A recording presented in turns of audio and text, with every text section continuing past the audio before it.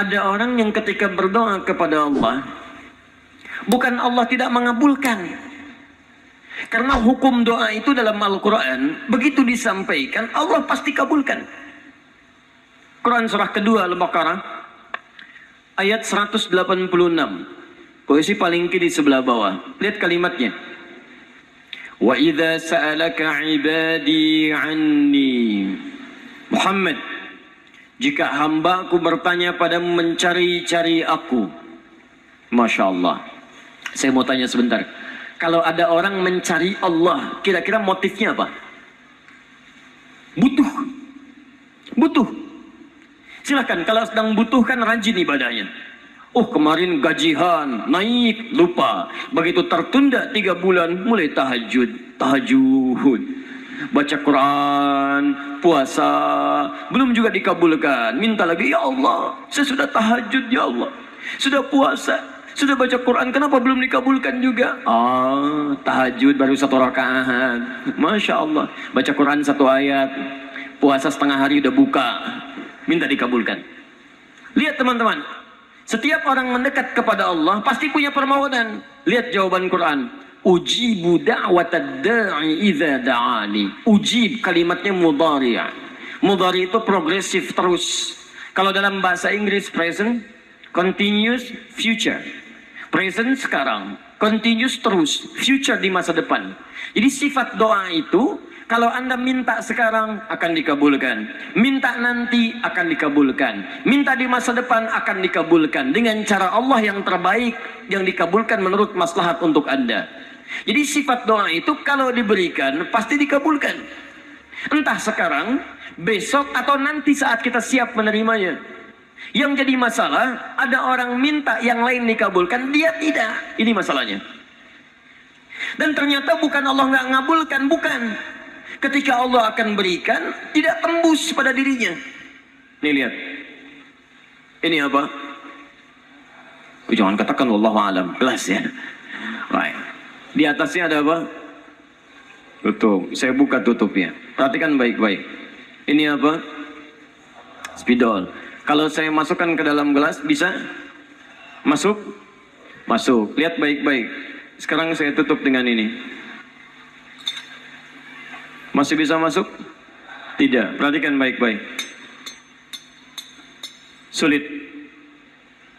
Saya ganti kemudian, misal dengan yang ini.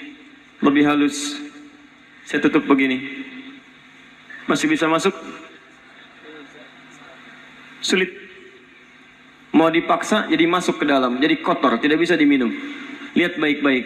Terkadang ketika Allah dengan sifat sayangnya ingin mengabulkan permohonan hambanya, bukan doa tidak dikabulkan, tapi permohonan ini tidak sampai pada dirinya karena ada sekat yang menutup. Itulah dosa. Itulah maksiat. Semakin pekat dosanya, semakin kuat penghalangnya, maka semakin sulit kemudian Allah memberikan rahmat yang turun pada dirinya. Maka banyak hadis menyampaikan kepada kita, lihat baik-baik. Saya sampaikan satu hadis dari Nabi SAW. Thumma dzakara rajula. Lalu Nabi mengisahkan tentang seorang lelaki, yutilus safara, yang menempuh perjalanan yang jauh. Orang yang menempuh perjalanan jauh, maka doanya cepat dikabulkan oleh Allah Subhanahu wa taala. Teman-teman yang ikut dari Bandar Lampung, ada yang tadi jaraknya 150 km Tulang Bawang dari sini. Lihat, begitu di jalan mohon kepada Allah, minta. Ya, safar yang baik itu cepat mengabulkan doa. Orang ini safar. Yamuddu yadayhi ila sama, dia mengangkat tangannya ke langit begini. Orang yang berdoa mengangkat tangan itu lebih cepat dikabulkan daripada yang diam. Hadisnya banyak. Di Abu Dawud nomor hadis 1480 sampai 1490. Awas, innallaha hayyun karimun. Allah itu maha pemalu dan maha mulia, dan akan merasa malu kalau meninggalkan hamba yang mengangkat tangan, menurunkan tangannya dalam keadaan hampa. Maksudnya, orang yang mengangkat tangan akan lebih cepat dikabulkan doanya dibandingkan yang diam. 3. Fayaqulu ya Rabb, ya Rabb. Maka dia berkata, ya Rabb, ya Rabb. Memohon dengan al-asma'ul husna. Sifat rububiyah Allah yang kalau dimintakan dikabulkan. Ya Rabb, ya Rabb. Quran surah ke-17 ayat 110 sampai 111, paling kanan di pertengahan. Lihat baik-baik. Allah menjamin dalam Al-Quran, seseorang yang memohon kepada Allah dengan kalimat-kalimat al-asma'ul husna akan lebih cepat dikabulkan dibanding orang yang langsung memohon kepada Allah tanpa menyebut kalimat al-asma'ul husna. Qulid'ullaha awid'ur rahman ayyamma tad'u falahul asma'ul husna. Kalau Anda punya masalah, sebut nama Allah, bukan mengeluh, atau sebut namanya ya Rahman. Tapi kalau Anda mampu, cari nama-nama Allah yang terbaik sesuai dengan persoalan yang sedang kita hadapi. Namanya Al-Asma'ul Husna. Jadi Asma'ul Husna itu bukan dihafal. Ya Allah, Ya Rahman, Ya Rahim, Ya Malik, Ya Qudus. Boleh dihafalkan. Tapi hafalan ini maksudnya membantu kita untuk bisa memilihnya saat kita membutuhkannya. Misal, Anda sedang punya masalah kesulitan, mau berdoa, sebut namanya yang sesuai dengan kesulitan Anda. Ya Al-Fattah. Masalahnya rezeki, sebut Ya Allah Ya Razzaq. Di pekerjaan ada yang ganggu Anda, sebut Ya Allah Ya Jabbar. Anda punya masalah, Ya Allah Ya Sabar. Nggak harus disebutkan semuanya. Ya Allah Ya Rahman Ya Rahim Ya Malik Ya Qudus, ya semua disebutkan. Masya Allah. Akhirnya yang tidak diminta pun diberikan. Anda nggak sedang punya masalah, ya sober, ya sober. Sober itu adalah permohonan kepada Allah supaya diberikan kesabaran saat punya masalah. Anda nggak sedang punya masalah, minta diberikan kesabaran. Itu artinya sama dengan minta masalah. Hati-hati. Banyak kalimat-kalimatnya, pilih. Kitab Al-Aqaid Al-Islamiyah, karangan Syekh Sayyid Sabiq, halaman 24 sampai 59, posisi paling kanan di pertengahan. Dikisahkan seorang lelaki bermohon kepada Allah setelah dia selesai menunaikan salat. Lihat kalimatnya. Allahumma innaka antal ahadus samad alladzi lam yalid wa lam yulad wa lam yakul lahu kufuwan ahad. Allahumma inni as'aluka an taghfira li. Dia sebutkan al-asmaul husna. Allahumma inni as'aluka innaka antal ahad As-Samad, Al-Asmaul Husna, alladzi lam yalid wa lam yulad wa lam yakul lahu kufuwan ahad. Allahumma inni as'aluka an taghfira li. Mohon ampuni dosa saya, ya Allah. Ampuni saya, ampuni saya. Apa jawab Nabi? At-tadri bimadza tas'al? Tahukah engkau barusan mengucapkan kalimat apa saat berdoa? Kata orang ini, wallahu wa rasuluhu a'lam.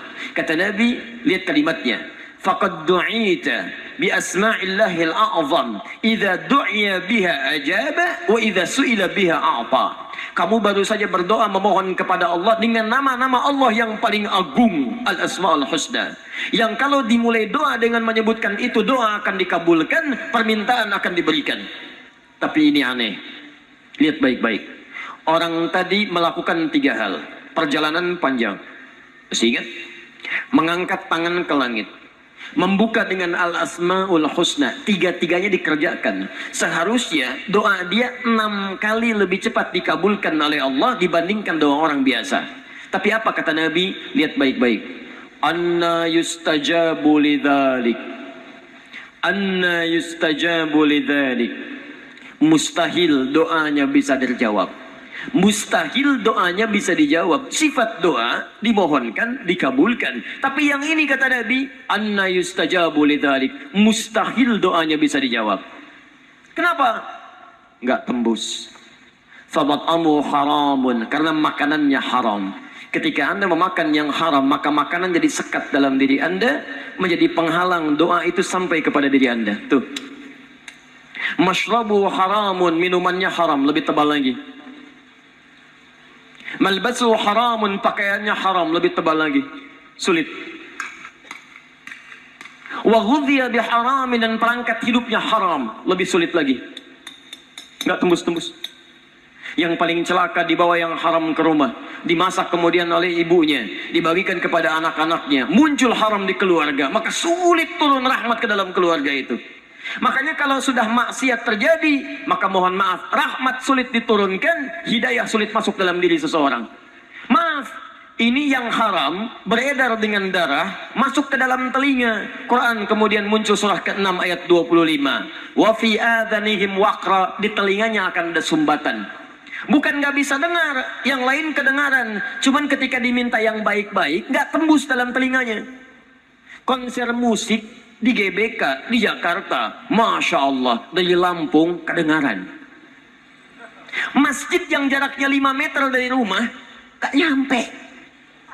Ini rumah dia, ini masjid, mikrofon masjid ke rumahnya begini nih. Sepeda ada, motor ada, mobil ada, kendaraan ada. Allahu Akbar. Hayya 'alas shalah. Gak dengar. Komat, gak dengar. Konser musik yang jaraknya cukup jauh, Masya Allah, sebelum artisnya datang, tiketnya udah habis. Masjid kurang apa lagi? Soundnya jelas, panggilannya bagus, ustadznya datang sendiri, nerangkan sendiri, nulis sendiri, kadang-kadang ngapus sendiri, live juga. Kemudian ada snacknya, aquanya ada, semua kelengkapannya ada. Dengan semua itu belum menyentuh Anda terpanggil untuk datang, coba cek maksiat apa yang sudah Anda kerjakan.